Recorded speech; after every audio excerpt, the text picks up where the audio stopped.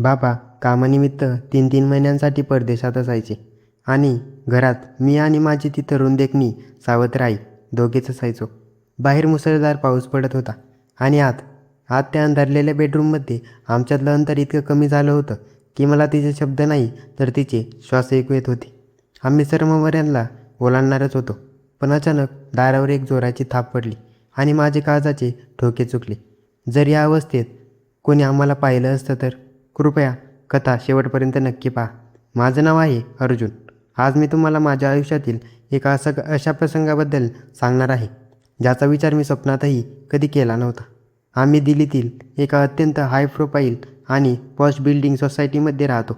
माझे बाबा एका परदेशी कंपनीत अमेरिकेत खूप मोठ्या अधिकाऱ्यापदावर काम करतात. त्यांची कमाई खूप चांगली होती असल्यामुळे आमच्या घरात पैशाची आणि आरामाची कधीच कमतरता नव्हती. पण पैसा असूनही माझ्या नशिबात कौटुंबिक सुख पूर्ण नव्हते. काही वर्षांपूर्वी माझ्या खऱ्या आईबाबांचा घटस्फोट झाला. माझी मोठी बहीण आईसोबत राहू लागली आणि मी बाबांसोबत दिल्लीतच थांबलो. घटस्फोटानंतर काही दिवसांनी बाबा दुसरं लग्न करण्याचा निर्णय घेतला. माझे बाबा दिसायला खूप स्मार्ट, तरुण आणि मुख्य म्हणजे श्रीमंत होते. त्यामुळे एक मध्यमवर्गीय कुटुंबाने पैशाच्या आणि आरामदायी आयुष्याच्या लोभापोटी आपलं तरुण आणि अत्यंत देखण्या मुलीचं लग्न माझ्या बाबांशी लावून दिलं होतं. माझ्या त्या सावत्र आईचं नाव होतं सीमा. ती वयाने बाबांपेक्षा बरीच लहान होती. ती खूप गोरी भरलेल्या शरीराची, नक्षीकांत सौंदर्य लाभलेली आणि दिसायला अतिशय सुंदर, सुशिक्षित, संस्कारित स्त्री होती. तिचे ते बोलके डोळे आणि चालण्यात बोलण्यातील नजाकत कोणालाही घायाळ करणारी होती. सुरुवातीला ती घरात आल्यावर माझा अगदी सख्या मुलासारखा सांभाळ करायची. मी तिला मॉम म्हणायचो आणि ती मला प्रेमाने अज्जू म्हणायची. लग्नानंतर काही महिने बाबांनी तिच्यासोबत खूप छान वेळ घालवला, पण नंतर त्यांच्या ऑफिसच्या कामामुळे त्यांना 3-3 महिन्यांसाठी अमेरिकेला जावं लागलं. बाबा वर्षातून फक्त 10-12 दिवसांसाठीच भारतात यायचे आणि परत निघून जायचे. त्यामुळे सीमा घरात पूर्णपणे एकटी पडायची. तिच्या चेहऱ्यावरचा तो उदासपणा आणि मनाची पोकळी मला स्पष्ट जाणवायची. बाबा सतत बाहेर असल्यामुळे हळूहळू माझ्या आणि सीमामध्ये खूप चांगली मैत्री झाली. ती माझी आई असली तरी वयाने तरुण असल्यामुळे तिचे ते मादक रूप आणि कांचनकांती सौंदर्य माझ्या तरुण मनाला भुरळ पाडत होतं. मी अनेकदा तिच्याबद्दल विचार करायचो. एकदा ती घराबाहेर गेली असताना मी सहज तिच्या बेडरूममधील कपाटात पाहिले आणि तिथल्या काही गोष्टी पाहून माझं डोकं चक्रावलं. जी आई बाहेरून इतकी संस्कारी दिसते, तिच्या मनातही कितीतरी सुप्त इच्छा आणि एकटेपणा दडलेला आहे याची मला जाणीव झाली. माझ्या मनातील तिच्याबद्दलची ओढ आता आणखी वाढली होती. त्याच दिवशी रात्री बाहेर हलकी गुलाबी थंडी आणि पाऊस सुरू झाला होता. मी आणि मॉम हॉलमध्ये टी व्ही पाहत बसलो होतो. तिने एक टाईट टॉप आणि लेगिन्स घातली होती ज्यामध्ये तिचे भरदार सौंदर्य अधिकच आकर्षक दिसत होते. तिला इतक्या जवळ पाहून माझ्या हृदयाचे ठोके आणि शरीरातील धडधड खूप वाढली होती. मला तिच्याशी जवळीक साधायची होती, पण मनात भीती होती की जर ती रागावली आणि तिने बाबांना फोन केला तर माझे करिअर उद्ध्वस्त होईल. तेवढ्यात माझ्या डोक्यात एक खोडकर कल्पना आली. मी म्हणालो, मॉम, टी व्हीवर खूप कंटाळा आला आहे, काही चांगला प्रोग्राम येत नाही आहे. मॉमने माझ्याकडे पाहिले, हसली आणि म्हणाली, हो रे अज्जू, तू बरोबर बोलतोस. आज काहीच खास नाही, वेळ कसा घालवायचा आणि काही सुचतच नाही. मी मिश्किलपणे म्हणालो, मॉम, आपण गप्पा मारूयात आणि किंवा ताश खेळूयात. तिला माझी आयडिया आवडली. ठीक आहे, ताश खेळता खेळता गप्पाही मारू. मी लगेच माझ्या खोलीतून ताशची पत्ती आणली आणि म्हणालो, मॉम, आपण थोडं 3 पत्ती टाईप खेळूया. पण एक अट आहे, जो जिंकेल तो हरलेल्या व्यक्तीला कोणताही प्रश्न विचारू शकतो किंवा काहीही करायला सांगू शकतो. खूप मज्जा येईल. मॉमने काही सेकंद विचार केला आणि हसून म्हणाली, ठीक आहे, बघूया कोणाचे नशीब चालते. पहिला डाव सुरू झाला आणि मॉम जिंकली. ती लहान मुलासारखी खूप खुश झाली. तिने मिश्किलपणे माझ्याकडे पाहत विचारली, बरं बेटा, सांग, तुला माझ्याकडून जास्त प्रेम मिळतंय की तुझ्या खऱ्या आईकडून? मी परिस्थिती ओळखून अत्यंत भावनिक चेहरा केला आणि म्हणालो, मॉम, जेव्हापासून तुम्ही या घरात आलात मी माझ्या खऱ्या आईला विसरत चाललो आहे.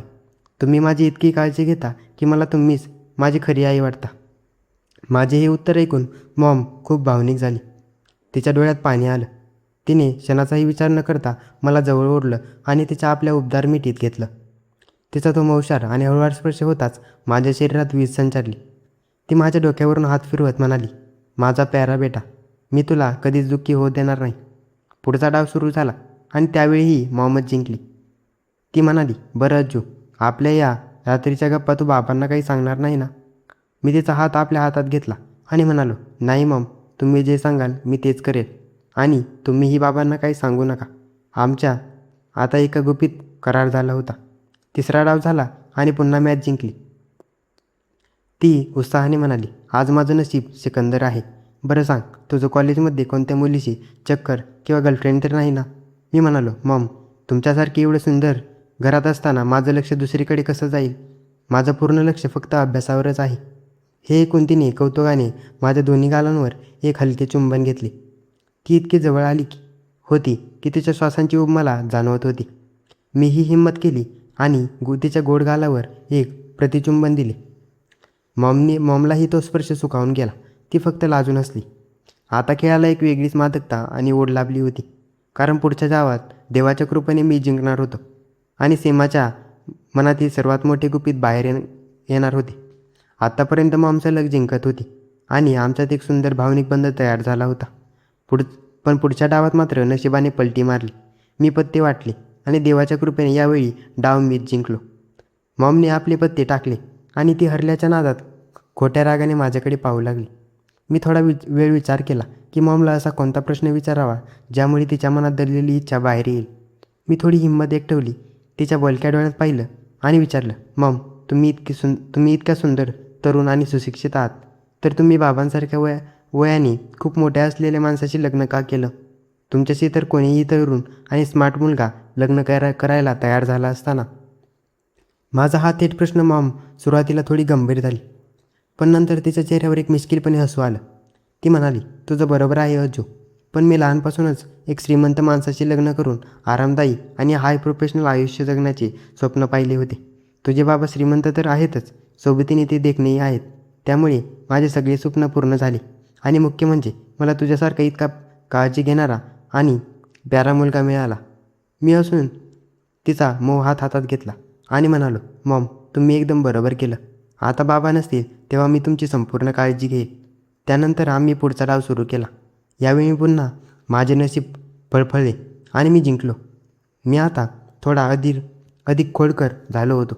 मी विचारलं, मॉम, तुमच्या कॉलेजच्या काळात तुमचं कोणाशी अफेअर चालू होतं का? मॉमने हसून माझ्या गालावर हलकी चापट मारली आणि म्हणाली, नॉटी बेटा, माझं कोणतंही अफेअर नव्हतं. पण हो, कॉलेजमध्ये मुलं माझ्यावर लाईन मारायची कारण मी खूप हॉट आणि देखणी दिसायची. पण मी कोणालाच जवळ येऊ दिलं नाही. मी तिच्या अधिक जवळ सरकलो आणि हळूच आवाजात म्हणालो, मॉम, तुम्ही खूप चांगले आहात. पण मला एक गोष्ट प्रामाणिकपणे सांगायची आहे. तुम्ही आजही एखाद्या अप्सरेसारख्या अतिशय देखण्या आणि कातील दिसता. माझे हे शब्द ऐकून मॉम जोरात हसली. तिच्या गालावर लाजेची एक गुलाबी छटा उमटली. ती म्हणाली, थँक्स बेटा, तुझ्या या कौतुकाने मला तुझ्या बाबांची आठवण करून दिली. तिच्या त्या उत्तराने मला समजले की आता तिच्या मनातही अस्वस्थता आणि एकटेपणा दूर होत चालला आहे आणि ती स्वतःला पूर्णपणे या वातावरणात झोकून देत आहे. पुढचा डाव रंगला आणि वेळ पुन्हा मीच सिकंदर ठरलो. आता माझ्या मनातील संयमाचा बाण हळूहळू फुटत चालला होता. खोलीत एक वेगळीच मादकता आणि शांतता पसरली होती. मी विचारले, मॉम, एक खूप पर्सनल प्रश्न आहे, विचारू का? रागवणार नाही ना? मॉमने माझ्या खांद्यावर हात ठेवून अत्यंत प्रेमाने सांगितले, अज्जू, तुला एकदा सांगितले ना बेटा, तू माझा इतका प्यारा मुलगा आहेस. तू मला काहीही विचारू शकतोस आणि काहीही करायला सांगू शकतोस. मी अजिबात रागवणार नाही. तिचा हा होकार मिळताच मी थेट तिच्या डोळ्यात पाहत विचारलं, मॉम, तुमचा फिगर खूपच हॉट आणि परफेक्ट आहे. खास करून तुमचं वरचं फिगर. तुम्ही स्वतःला इतकं मेंटेन कसं ठेवलं आहे? हा प्रश्न ऐकताच मॉम क्षणभर शांत झाली. तिच्या चेहऱ्यावर एक विशेष खास जाणीव उमटवली. तिने तिच्या साडीचा पदर थोडा सावरून घेतला, ज्यामुळे तिची गोरी पाठ आणि तिचे ते भरदार सौंदर्य मंद प्रकाशात अधिकच मोहक दिसू लागली होती. ती अत्यंत मादक आवाजात म्हणाली, अज्जू, मी सुरुवातीपासूनच स्वतःची खूप काळजी घेत होते आणि तू माझा मुलगा आहेस. तुला आणि तुझ्या बाबांना खुश ठेवणे हेच माझे काम आहे. तिचे ते शब्द ऐकून माझ्या शरीरात जणू विजाचा करंट धावला. मी आता स्वतःला रोखू शकत नव्हतो. मी अत्यंत हळुवारपणे तिच्या अगदी जवळ गेलो. आमच्या चेहऱ्यांमधले अंतर आता संपले होते. माझ्या श्वासांची उष्णता तिच्या चेहऱ्यावर रेंगाळत होती. ती अत्यंत घाबरलेल्या पण वेड्या ओढीने विचारले, मॉम, मी तुम्हाला एकदा घट्ट मिठीत घेऊ का? मॉमने काहीच न बोलता फक्त आपले डोळे मिटून घेतले. जणू तिने मला मूक संमती दिली होती. मी पुढे झालो आणि तिला माझ्या पिळदार बाहूंमध्ये घट्ट कवटाळले. तिच्या त्या मखमली शरीराचा स्पर्श होताच त्या रात्रीचा आमचा एक स्वप्नात अनुभव सुरू झाला होता. तिला आमच्या त्या पिळदार बाहूंमध्ये घेताच आमच्या तिला सर्व अंतर आणि भीती एका क्षणात विरघळून गेली होती. तिचे ते मौशार आणि भरदार शरीर माझ्या छातीशी विसावले होते. बाहेर पावसाची रिमझिम सुरू होती आणि आत आमच्या श्वासांचा वेग वाढला होता. मी जेव्हा माझा चेहरा तिच्या चेहऱ्यापाशी नेला तेव्हा माझ्या तोंडावाटे एक गरम श्वास तिच्या कालावर रेंगाळला. त्या स्पर्शाने सीमाच्या अंगावर शाऱ्यांची एक लाटच विसळली. तिने नकळत आपले डोळे गच्च मिटून घेतले. तिच्या ओठांवरची ती हलकी थरथर माझ्या नजरेतून सुटली नव्हती. त्याने हळूच तिचा चेहरा आपल्या हातात घेतला. माझ्या मनातील भीती आता पूर्णपणे निघून गेली होती, कारण मॉमलासुद्धा मला प्रतिसाद देत होती. तिचे ते मधाळ हसू आणि चेहऱ्यावरची मादकता मला अधिकच बेधुंद करत होते. मी आता थांबणार नव्हतो. मी अत्यंत हळुवारपणे तिला माझ्या कडेवर उचलून घेतले. तिनेही लाजून माझ्या मानेला आपल्या नाजूक हातांनी घट्ट विळखा घातला. मी तिला घेऊन थेट बेडरूममध्ये गेलो. बेडरूममध्ये आल्यावर मी पाठीमागे हात करून दाराची कडी लावून घेतली. केबिनसारख्याच या खोलीत मुख्य लाईट पण बंद होती. फक्त दिवाचा एक मंद प्रकाश आणि अस्पष्ट प्रकाश गादीवर पडत होता. मी तिला बेडवर झोपवले. त्या मंद प्रकाशात तिचे ते बोलके डोळे एखाद्या दिव्यासारखे चमकत होते. मी तिच्या शेजारी बेडवर आलो आणि आम्ही एकमेकांना घट्ट मिठीत कवटाळले. तिच्या शरीरातून येणारा तो मोगऱ्याचा सुगंध खोलीतील वातावरणाला अधिकच बेधुंद आणि कामुक बनवत होता. त्याने तिची साडी हळूच चारवली, पण त्याच्या बोटांचा तो स्पर्श तिला अधिकच बेधुंद केला. माझे हात तिच्या गोऱ्या पाठीवरून फिरत होते आणि तिच्या प्रत्येक श्वासासोबत माझी ओढ शिगेला पोहोचली होती. आमच्या मनात आता कसलाही संकोच उरला नव्हता. तिच्या मानेजवळ माझ्या श्वासांची उष्णता इतकी वाढली होती की तिला स्वतःच्याही अस्तित्वाचाही विसर पडला होता. तिने तिचे हात माझ्या पाठीवर घट्ट रोवली, जणू तिला खात्री करून घ्यायची होती की हा कोणताही भास नसून एक सत्य आहे. दोघांच्या ओठांमधलं अंतर जेव्हा मिटलं तेव्हा जणू विश्वातील सर्व शक्ती एक जागी एकटवली होती. मी तिच्या ओठांवर एक स्पर्शाची तीव्र मोहर उमटवली. तो चुंबनाचा आणि बिटीचा प्रसंग इतका आवेशपूर्ण आणि बेबाम होता की त्या रात्री आम्ही जगाचे सर्व नियम आणि मर्यादा ओलांडून पुढे गेलो होतो. वेगळी शरीरं नसून एकच जीव असल्याचा भास होत होता. तिच्या त्या मखमली त्वचेची ऊब माझ्या आयुष्यातील सर्व एकाकीपणा पळवून लावण्यासाठी पुरेशी होती.